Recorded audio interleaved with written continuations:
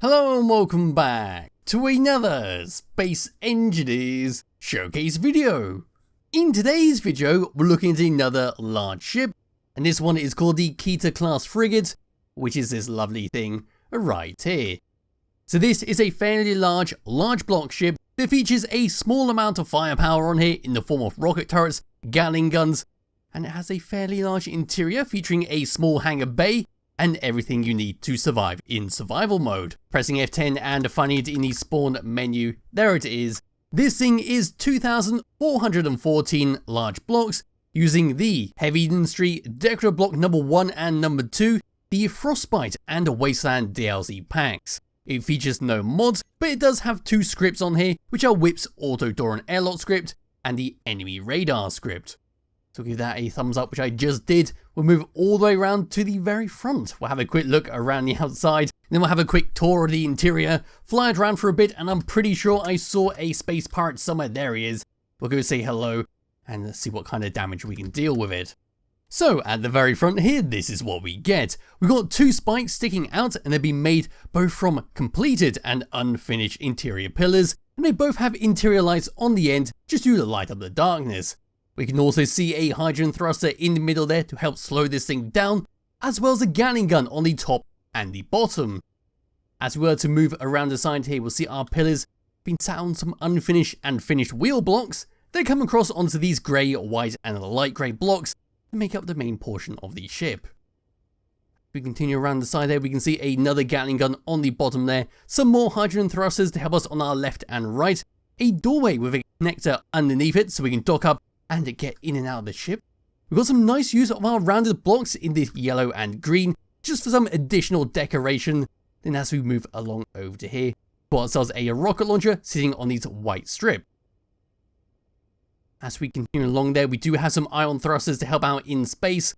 Then moving all the way around towards the very back here, we've got some green and red blinking lights, which could get a little bit confusing because they're usually for telling the left and right hand side of the vehicle. Yes, we have that. We've got some nice use of our stair blocks for some additional decoration. And as we move all the way around to the very back here, this is what's going to push us along. We've got two large hydrogen thrusters, two large ion thrusters, one small ion, and 6 small hydrogen thrusters. So we're going to get some great speed out of this when we move forwards, but we might have some trouble stopping due to the lack of thrusters facing backwards. If we were to move up and above this thing, what we're going to see is some more hydrogen thrusters, some great use of the conveyor pipes. Now these are a fantastic addition to the game, not because of their functionality, but just because of how they look. They make such great decorative pieces on ships when not connected up to anything. That's kind of a shame that the cylindrical column doesn't have all the other parts on there to make corners and such, because that would be a perfect fit rather than conveyors. Yes, just coming back up to the top and looking down, we can see some nice use of the railings, covering up our hydrogen thrusters and ion thrusters on the left and right hand side. There's the steps on the opposite side.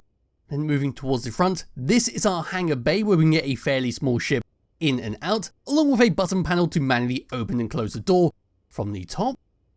And then towards the front there, that's where I'm standing, and there's our little spikes. If you were to come down and underneath this thing, past our Gatling gun, and all the way like so, this is what we get. There's some more hydrogen thrusters, there's our rounded blocks, some ion thrusters, a antenna that's been very nicely surrounded by some steel blocks. We get a better look at that. That's how it's been hidden away. Very nicely done. Then moving towards the back there, there's our hydrogen and ion thrusters, and there's the very back once again.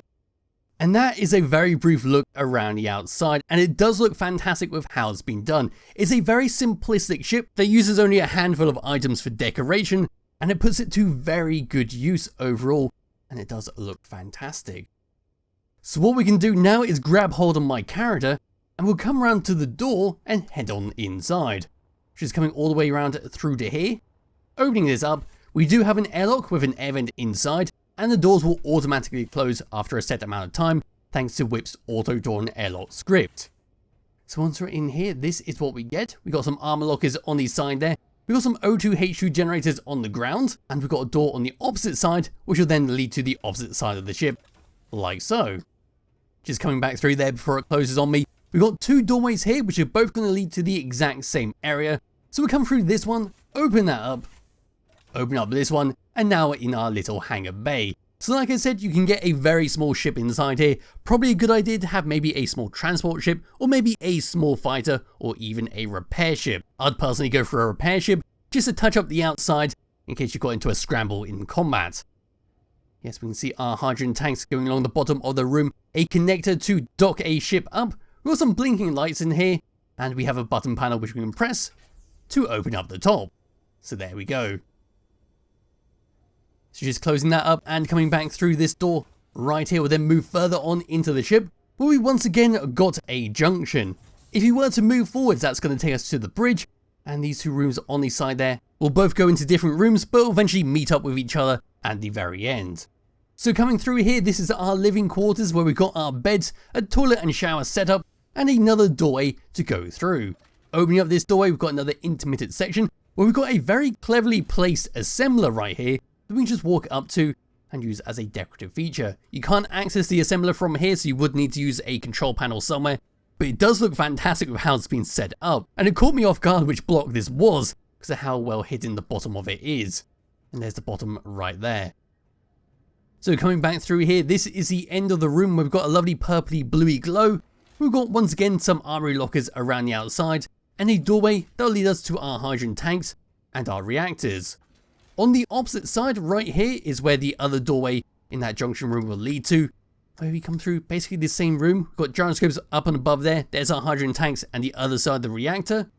Opening up this doorway and looking around, we've got a window block right there, and there's our armory locker, just like on the opposite side. Coming back through here, instead of a assembler, we've got our power in the form of a hydrogen engine and a reactor, which we can turn on and off thanks to this button. So we can turn off the hydrogen engine now and turn it back on. Coming back through this doorway, we're going to come to a small little storage room where we've got a few cargo crates around the area, as well as some shelves with a few bits and bobs on them. There we go. And then opening up this doorway, we're back to the junction room, where the only way to go is towards the bridge through this door. So opening up this is what we get, a gravity generator so we don't float away when we jump, and some nice stairs to walk up and turn all the way around, where we're greeted by a very steep stairs. Yes, look at this compared to my character. Walking up it, that is an absolute pain to go up and down a lot. Absolute killer on the legs. But yes, this is our bridge where we've got a lovely view out the windows at the front of the ship and towards the hangar bay at the front. We've got our radar script sitting on our transparent LCD screen with a lovely dark block behind it so we can clearly see it. So there we go. And there's nothing too much going around to the edge of the room apart from our two programmable blocks, where this one is going to be for our radar script right here, and this one is the auto door and airlock with the fancy display screen on it. So there we go. Turning around and getting into the seat, bringing up the HUD, this is what we get around the room. And then into third person view, these are the controls. Number one is for our hydrogen thrusters all the way around the ship, on and off. There we go, turning back on. And number two is the same, but for the ion thrusters. Number 3 is for our hydrogen tanks to stockpile on and off. Number 4 is for our hangar bays on top to open and close it. Number 5 is for our jump drives where we can jump 1,641.82 kilometers, which is just shy of a regular jump drive's 2,000. Number 6 is for our antenna on and off. 7, 8 and 9 is for our connectors all the way around the ship. Then on tab number 2, 3 and 4 we've got nothing else. So what we can do now is fly this thing around, and we'll try and head towards that signal up there. So moving forwards, this is what we get. We've got some fantastic speed thanks to all of our hydrogen thrusters and ion thrusters at the back. Stopping, however, is a lot slower, and you may need to do a 180 despite its slow turning speed in order to stop it in a more reasonable amount of time, or you can simply just not go at full speed when heading towards a station. Now just use this menu to stop it. So here we go, stop that in place. Moving left. And moving right, we've got some okay speed with that. Moving down. Feels a lot slower than left and right. And then moving up. Feels a lot faster than moving down. Wheeling my mouse around, as you saw, we do have some control over here. It's very draggy, quite heavy, but not as bad as other ships of a similar size. So it is quite nice and quite responsive. So one final thing to do is, of course, go and harass this military escort and see how well our guns can do with it. Or well, how well our guns can deal with it. So there's their ship right there, flying all the way towards it. In fact, we'll turn that off for the moment. Very nice stuff. There goes our rocket launchers. Oh god, they're opening fire with their rockets. That's not good. Now we're just going to try and stop. I don't think it's going to be possible. We're going to have to sit all the way around. Oh, come on, ship. You can do this. It's quite hard to see. The radar script has finally detected an enemy. So there we go with that. We are getting a few barrages from their rockets. We need to slow down quite a bit in order to get a better turn on there and to help our rockets actually hit them. Look at that. They are fancily dodging all of our rockets. And that is a bit better like so. They might be a bit disabled. Don't think they're opening fire anymore. In fact, I don't even think we've taken damage. No, we haven't really taken any damage. Just a few blocks that have been slightly wonkied up. And there we go. We'll just try and get to a stop. Might need to use the admin menu to stop. We seem to be doing okay. And it looks like they are completely disabled. So there we go. We can take on a little pirate ship and not get shredded into little pieces. There is the damage around there. It looks like our hydrogen thrusters on the side did get damaged, which is why we were slowing at a very slow rate. It would have been nice to have a camera on here to line it straight up for this. What we're going to do is come like so. It looks like it's about in place. They're just going to fly all the way forwards. That should be okay. We can see the marker of where our turrets are aiming at. Go straight towards it. And there we go, we had a head-on collision. We used one of our ramming spikes to great speed, and now it's become a missile flying away into the distance. And hopefully it will deal some damage when it eventually collides with stuff. But yes, that is basically it for the Keter Class Frigate. It's a very nice large block ship to fly around with, and it does have everything you need to survive with in survival mode. It can also take quite a pounding from another ship using rocket launchers. And you can see there we did disable that pirate ship in a short amount of time. So there'll be a link to it in the description below if you do wish to download and play around with it yourself, as well as a link to the Skybox I'm currently using. And I'll be back with another video some point soon. Bye bye.